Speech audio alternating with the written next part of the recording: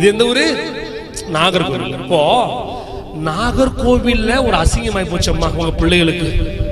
நாகர்கோவில்ல ஒரு அவமானமாய் போச்சு. நீங்க இருக்கிற உங்க குடும்பத்துல உங்க அண்ணன் தம்பி, உங்க அக்கா தங்கச்சி, உங்க குடும்பத்துக்கு முன்னாடி ஒரு தலைகுனிவு ஆகி போச்சு அப்படின்னா, உங்கள் ஆண்டவர் கன்னியாகுமரியிலையோ இல்லாட்டி திருநெல்வேலியோ தூத்துக்குடியிலையோ விருதுநகர்லயோ இல்லாட்டி சாத்தூர்லயோ உயர்த்த மாட்டாரு. எந்த பகுதியில எந்த குடும்பத்தாருமாக உங்க தலை குனிந்ததோ அதே குடும்பத்தாருமாக அதே இடத்துல என் ஆண்டவராகிய இயேசு கிறிஸ்து உங்களுடைய தலையை, உங்க பிள்ளைகளின் தலையை அவர் உயர்த்த வல்லமை உள்ளவராக இருக்கிறார். ஆமென், ஆமென். அப்ப எனக்கு தலைகுனி வந்துச்சுல, எங்க வந்துச்சு?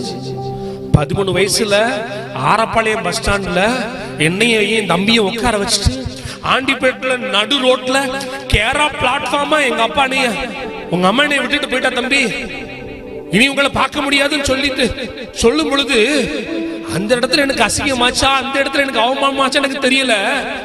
ஆனா தாயின் கருவறையில தோன்றுவதற்கு முன்னே நம்மை முன் குறித்த தெய்வம் அந்த இடத்துல எப்படி அசிங்கப்பட்டான்.